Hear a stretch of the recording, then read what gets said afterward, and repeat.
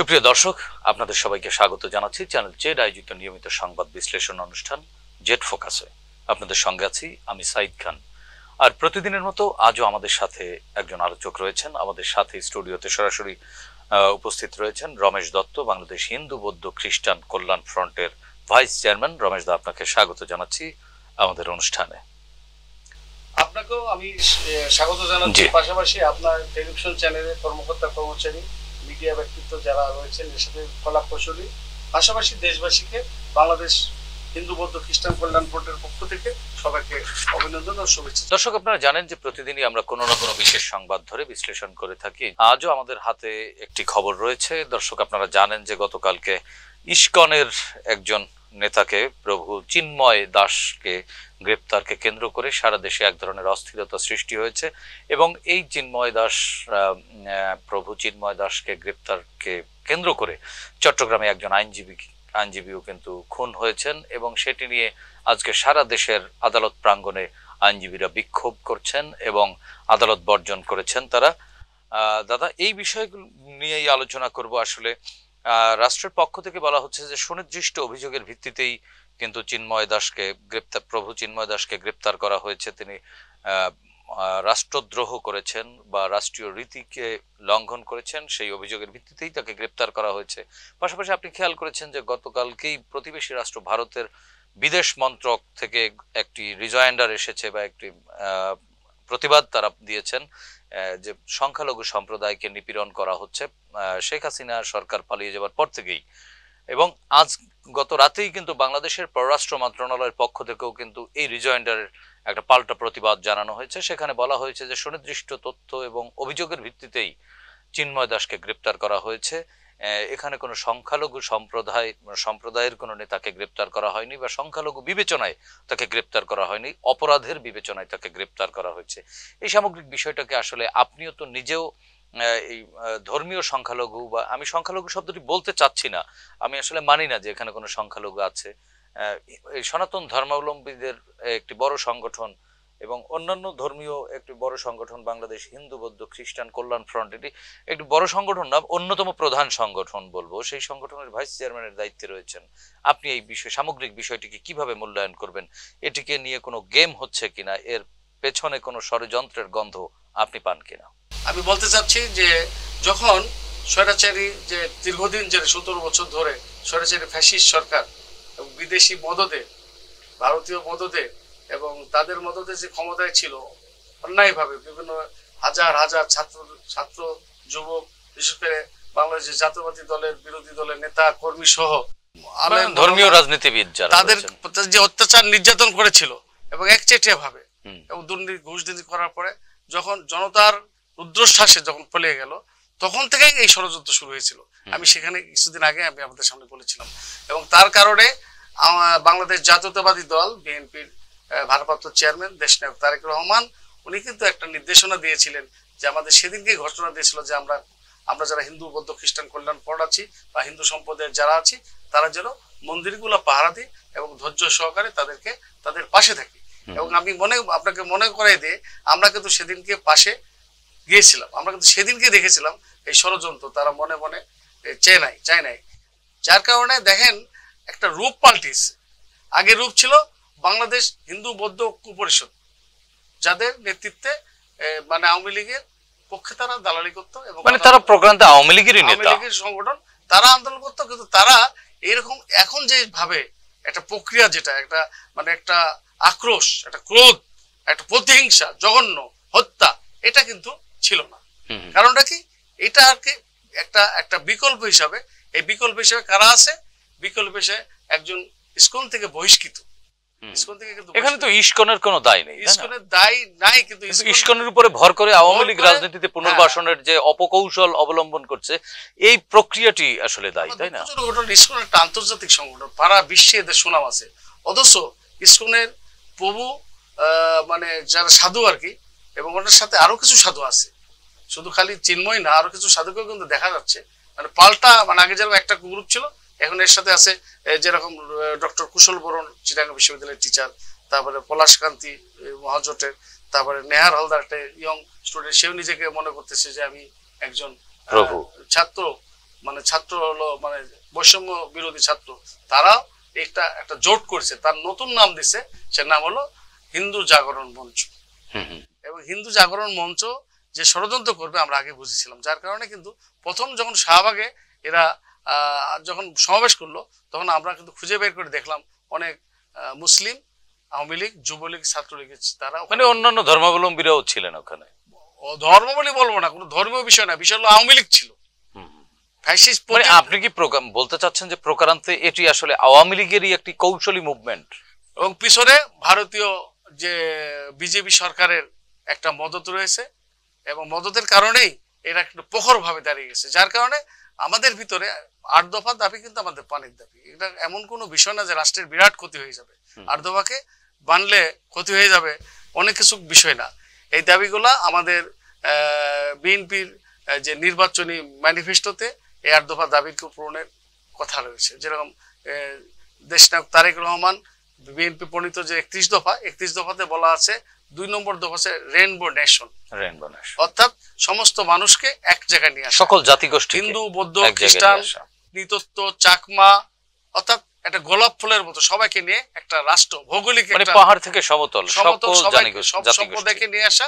আর 16 নম্বরে বলা আছে সমস্ত ধর্মীয় যারা সংখ্যালঘু রয়েছে তাদের নিরাপত্তা বিধান করা, পাশাপাশি মাঝখানে আরো কিছু বিষয় যে 8 দফার ভিতরে আর এটা পূরণ হবে, অর্থাৎ রাজনীয় দলীয় সরকার যদি আসে অবশ্যই এগুলো পূরণ হবে।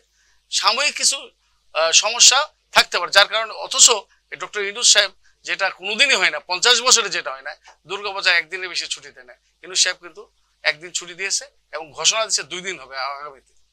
অর্থাৎ আরো আলোচনার মাধ্যমে যখন আজকে যে চিন্ময় প্রভু নিয়ে যে কথা বলতেছি, চিন্ময় প্রভুকে আমরা কিন্তু নিমন্ত্রণ করেছিলাম, আমরা কথা বলতে বলছিলাম যে আসেন আমাদের সাথে কথা বলেন।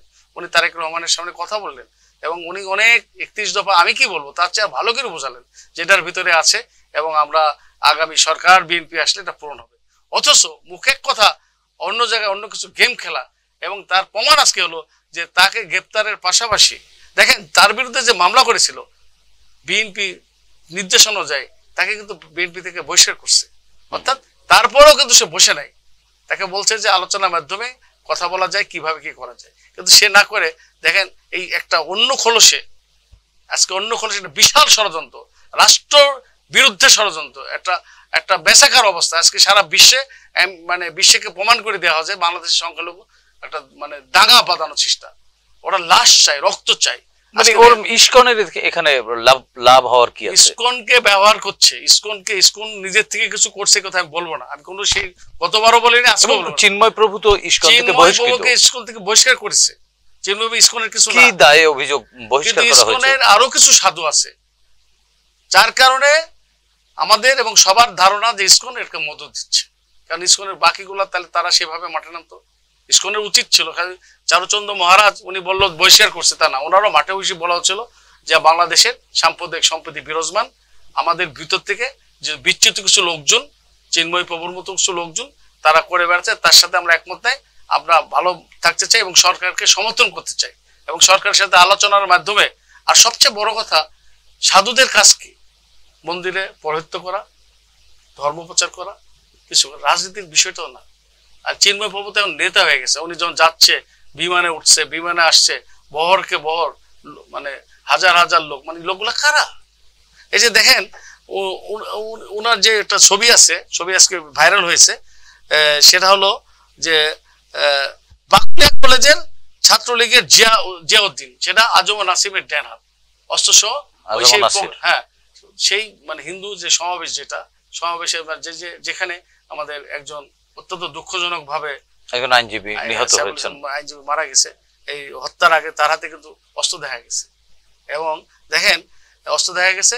আমরা মনে করছি যে ইসকন যেহেতু ওরা খুন করে না বা কেউ করে, কিন্তু এদের কারণে ইসকনকে ব্যবহার করে দেখেন ছাত্রলীগ খুন করে আজকে হিন্দু মুসলমানের মধ্যে একটা দাঙ্গা বানানোর চেষ্টা করছে, যেটা ইন্ডিয়া, যেটা ভারতীয় ষড়যন্ত্র, মিডিয়ার যে ষড়যন্ত্র, ওরা যে কথা বলার সুযোগ পাচ্ছে, আওয়ামী লীগে যে কথা পৃথিবীতে বলতে পারছে ওই দেশের মানে কেউ ইয়া নাই, সংখ্যা দাঙ্গা শুরু করে দেওয়ার জন্য, দাঙ্গা করার কারণে তারা কিন্তু এই সুযোগটা পেয়েছে, একটা খুন হয়ে গেল। এখন পাল্টা যদি খুন হয়, পাল্টা যদি হামলা হয়, এটার জন্য কিন্তু অত্যন্ত মানে বাংলাদেশের রাজনৈতিক বিরোধী রাজনৈতিক দল, কিন্তু নিশ্চয়ই অন্যান্য রাজনৈতিক দলগুলো বিষয়টি আমলে নিয়ে তারা কিন্তু ধৈর্য ধারণ করে বসে আছে এবং পাল্টা আক্রমণের দিকে তারা যাচ্ছে না। হয়তো আইনজীবীরা এই মুহূর্তে গতকালকের ঘটনার পর আজকে দিনভর আমরা সারা দেশের আদালতে দেখলাম তারা আদালত বর্জন করে বিক্ষোভ করেছে, এটি তাদের এক ধরনের শান্তিপূর্ণ প্রতিবাদের আর কিছু হয়েছে, বিভিন্ন বিশ্ববিদ্যালয়গুলো ইনকিলাব মঞ্চ তৈরি করেছে। ইনকিলাব মঞ্চ তার মানে এক ধরনের সাম্প্রদায়িক বিষবাষ্প ছড়ানোর যে প্রক্রিয়া শুরু হয়ে গেছে অনেকটাই এগিয়ে এবং গেছে। কিন্তু তারপরেও দেখলাম আজ গতকাল আমি রমনা কালী মন্দিরে গেছিলাম, আমাদের কল্যাণ ফ্রন্টের নেতৃবৃন্দ তরুণদের সহ আমরা মিল্টন সবাই গেছিলাম, সেখানে দেখলাম যে আর্মি সেনাবাহিনী থেকে শুরু করে সবাই দেখলাম আইন শৃঙ্খলা বাহিনী বেশ যারা তৎপর আছে যাতে প্রতিষ্ঠানের প্রতি হামলা না হয়। কিন্তু প্রশ্ন হচ্ছে যে যেহেতু রাজনৈতিক দলগুলা এটার ব্যাপারে ধৈর্য ধারণ করে আছে আর সরকারও ধৈর্য ধারণ করছে এবং সে ধরনের মানে র্যাপিড যেটা ধরেন মানে খুন খারাপি যেটা আগে ছিল সেটা না করার কারণে অনেকখানি ঠান্ডা হয়ে আছে।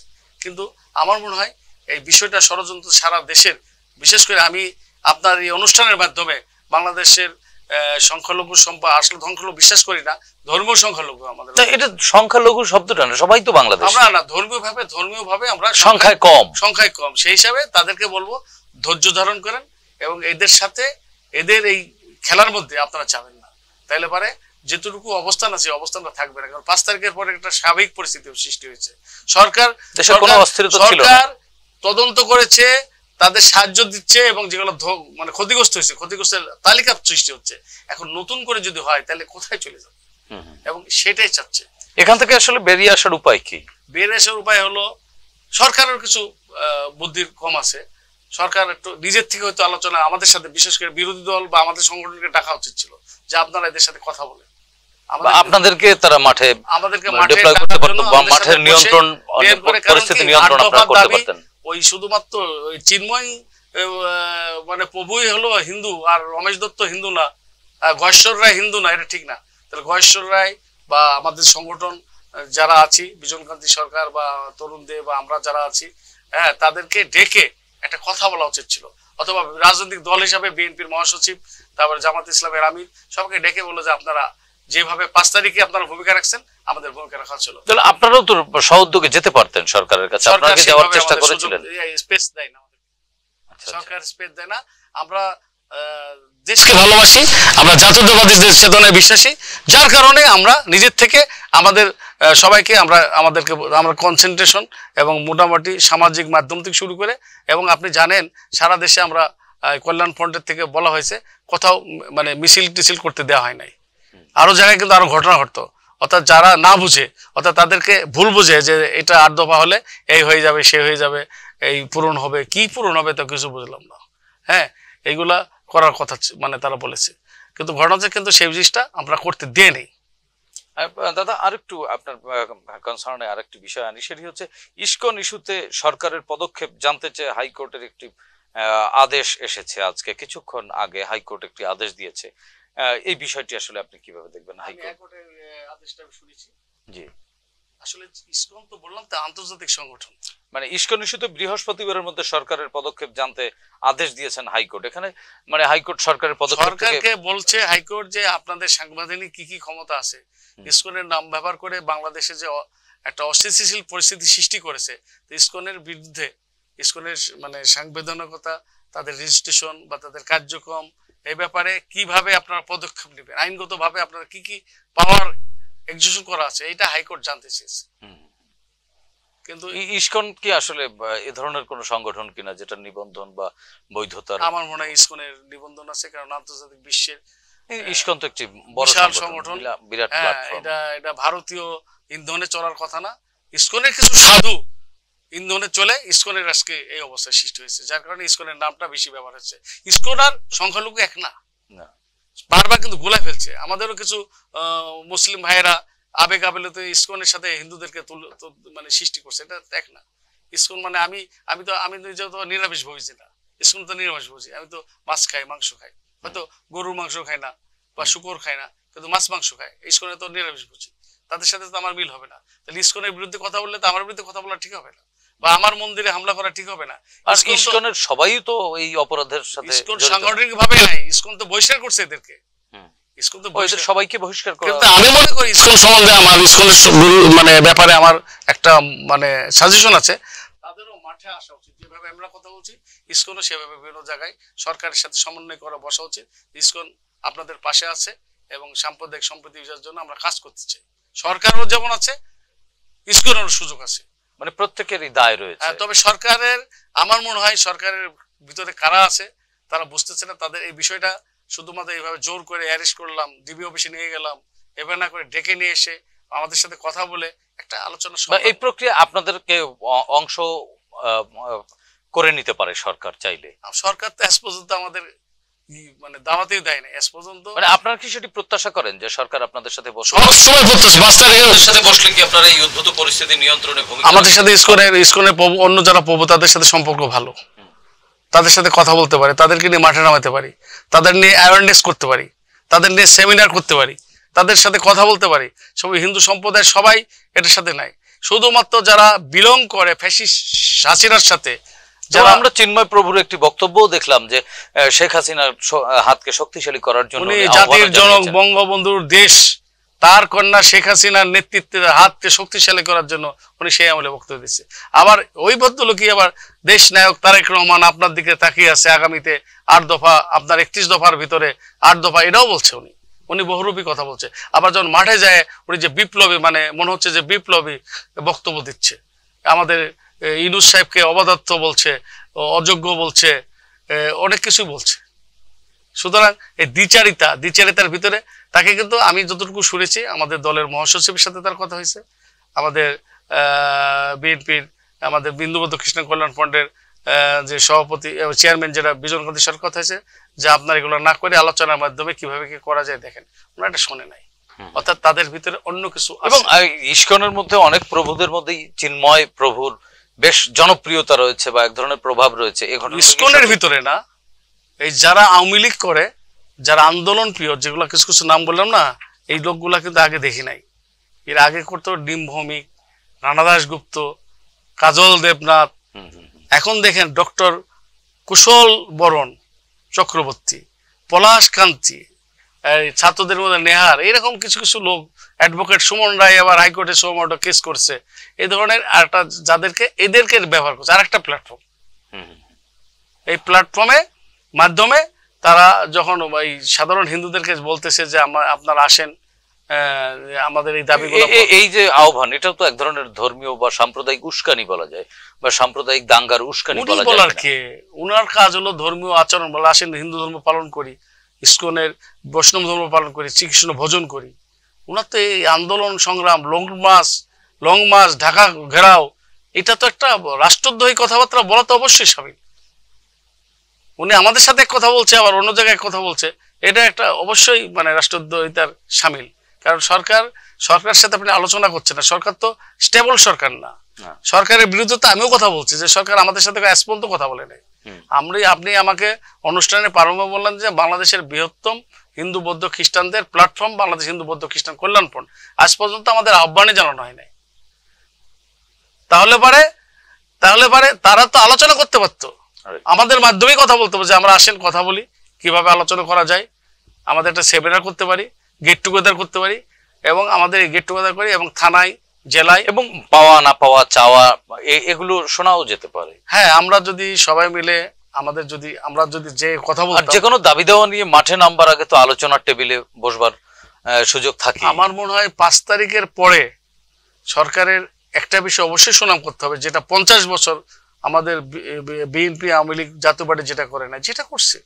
পাশাপাশি বলছে যে দেখেন কোনো বিচার হয় না, বিচারহীনতার। আজকে আওয়ামী লীগের আমলে রামু, নাসিরনগর থেকে শুরু করে কুমিল্লা,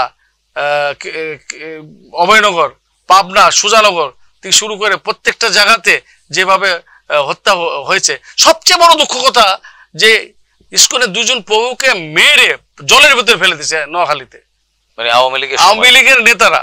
তো তখন তখন আমি তো এই প্রভুকে দেখি নাই, তখন কিন্তু ইন্টারন্যাশনালি কিন্তু তারা স্টেটমেন্ট দিয়েছে আমি জানি, কিন্তু আমি তো তখন এই প্রভুকে দেখি নাই, তখন কোন আলোচনা বক্তব্য দিতে দেখি নাই।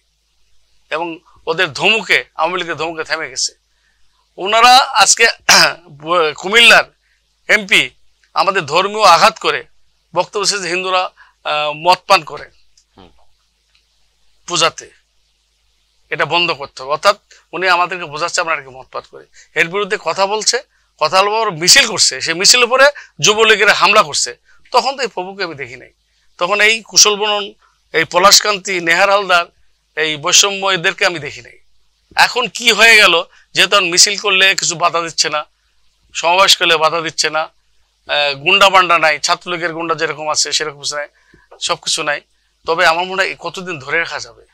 সাংগঠনিক না হলেও সাধারণ মানুষরা যদি তাদের প্রতিবাদ করে, এটা তো সাম্প্রতিক দাঙ্গায় রূপান্তর করবে। এরা যদি মিছিল করে, ওদেরকে মারতে গেলে আওয়ামী লীগ মারলে বলবে, হিন্দু আওয়ামী লীগ মারলে বলবে যে হিন্দু মারতে পারে সাম্প্রতিক দাঙ্গা। তা আজকে এই সমাবেশ করার পর যদি যেরকম 3 দিন আগে ওরা প্রচার যেটা করেছে, আমি জানি না ঘটনা কি, আমি যেটা শুনছি সাধারণ পথচারী এবং সাধারণ লোকজন শাহবাগ থেকে সরিয়ে দিয়েছে। হ্যাঁ, তখন ওরা বলছে যে, মানে ফেসবুকে দেখলাম যে ছাত্রদল যুবদল নেতা কর্মীরা সরে দিচ্ছে। তাহলে সাধারণ মধ্যে ছাত্রদল যুবদল লোকজন থাকতে পারে, কিন্তু সাংগঠনিক ভাবে সিদ্ধান্ত দিয়ে তো সরাই নাই। বিএনপি তো এখনো ধৈর্য ধরে আছে। তো ইনফ্যাক্ট বিএনপি তো এখনো পর্যন্ত এই ইস্যুতে কোনো আনুষ্ঠানিকভাবে কোনো প্রতিক্রিয়া রাস্তায় বা আমার সংগঠনও দেয় নাই, আমার সংগঠন হিন্দু বৌদ্ধ খ্রিস্টানও এখনো দেয় নাই। আমরা অবজারভেশনে আছি এবং আমরা পরিস্থিতি ঠান্ডা পরিস্থিতি হোক, সরকারকে সহায়তা করতে চাই।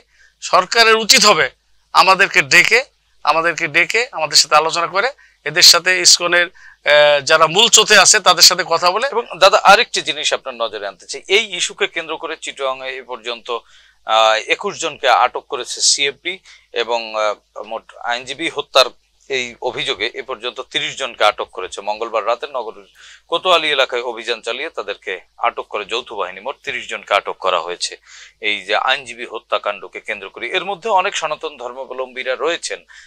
এটিকে আসলে সংখ্যালঘু নিপীড়ন বা নির্যাতন হিসেবে এস্টাবলিশ করার জন্য এক ধরনের তথ্যটা অত কারেক্ট না। সংখ্যালঘু চাই আমার কাছে খবর আছে যে বীরসরাইয়ের যুবলীগের নেতা রহিম মামুন দেশ টিভিতে দেখেন একদম ছবি সহ দিয়ে দিছে, তারা চিন্ময় প্রভুর জন্য তারা যুবলীগের ছেলেরা মিছিল করছে, মিছিলের প্রস্তুতিকালে তাদের গ্রেপ্তার করেছে। না, এখানে তো 6 জন আওয়ামী লীগের 6 জনের, তাহলে বলেন। আর এছাড়াও আরো মোট 21 জন। আমি বলি বাকিগুলো যেহেতু তারা ওই যে ভাঙচুর বা সেই আন্দোলনের সময় যারা করছে, স্পটে যারা ভিডিও ফুটেজ পাইছে তাদেরকে গ্রেপ্তার করতে পারে। তার সাথে সংখ্যালঘু নিপীড়ন বলবো না, যেহেতু সরকারের বিরুদ্ধে একটা ডেমনস্ট্রেশন করে হত্যাকাণ্ডের ঘটনায়, হত্যাকাণ্ডের পাশাপাশি ধ্বংসাত্মক ঘটনাও আছে। কারণ আমি তো রাজনৈতিক দল না, আমরা সংখ্যালঘুদের যে 8 দফার দাবি, এটা তো রাজনৈতিক দল হিসেবে বলবো না। এটা সেমিনার করতে হবে, মানববন্ধন করতে পারি, কথা বলতে পারি, কিন্তু ডেমনস্ট্রেশন করে ভাঙচুর করা, তারপরে আদালতে ভাঙচুর করা। এবং আরেকটি জিনিস বলা হচ্ছে যে এই যে আদালতে যে সাইফুল ইসলাম এপিপি যাকে হত্যা করা হয়েছে, তাকে রয়টার্স সহ বেশ কয়েকটি গণমাধ্যম, আন্তর্জাতিক গণমাধ্যম রয়টার্স সহ বেশ কয়েকটি গণমাধ্যম এটি প্রচার করেছে যে চিন্ময় প্রভুর আইনজীবী ছিলেন এই সাইফুল ইসলাম। আসলে তো ঘটনাটি সাইফুল ইসলাম তো চিন্ময় প্রভুর আইনজীবী ছিলেন না। বিষয়টা হলো কি, আবার আমার কাছে আরেকজন মানে আমার কাছে ইনফরমেশন পাইছি, সে নাকি এক সময় নাকি মানে হিন্দু ছিল, মানে নো মুসলিম। অর্থাৎ এটা একটা অপপ্রচার, এক ধরনের বিভ্রান্তি সৃষ্টি করে ভিতরে যেটা ওরা চাচ্ছে, ভারতীয় যে গোয়েন্দা সংস্থা বা যারা স্টেটমেন্ট দিচ্ছে তারা চাচ্ছে এগুলো বলে হিন্দু মুসলমানের মধ্যে একটা কেওয়াস সৃষ্টি করা, একটা দাঙ্গা সৃষ্টি করা। এই জন্য এই ধরনের বিভিন্ন রকম এটা অপপ্রচার, বেমগিলিং হচ্ছে। এটার সাথে মানে সাধারণ হিন্দুদের এবং সাধারণ হিন্দুরা আসলে কি চায়, তাদের বক্তব্য কি আপনার মাধ্যমে? আমি একটা কথা বলি, আমি আমার পরিবার এবং আমার প্রতিবেশী, আমার বন্ধু বান্ধব যারা সংখ্যালঘু বা সনাতন ধর্মে, আমরা শুধু নিরাপত্তা চাই। আপনার এই মুহূর্তে অনিরাপদ মনে করেন কিনা? অবশ্যই করি না, কিন্তু আমি এখন মনে করি যেহেতু ভারত থেকে যে প্রেসক্রিপশন করে দেখেন বক্তব্য দিচ্ছে কি, একজন বিরোধী দলের নেতার নাম হলো শুভেন্দু চ্যাটার্জি, বলছে যে আমরা অবরোধ সৃষ্টি করব, বাংলাদেশের বিরুদ্ধে চাল ডাল তেল সব দিতে দেব না। হ্যাঁ, এবং উনি একবার কিন্তু বিরোধী দলের নেত্রী খালেদা জিয়া সম্বন্ধে একটা বাজে বক্তব্য বললো যে খালেদা জিয়া চিটপটাং, যদিও উনি নিজে চিটপটাং হয়ে গেছে, কারণ মমতা ব্যানার্জির কাছে উনি হেরে গেছেন, ওনার দলের অবস্থা খুবই খারাপ। তো যাই হোক, তাহলে এই যে কথাগুলো বলছে, এই কথা বলে আমাদের উস্কানি দিচ্ছে না?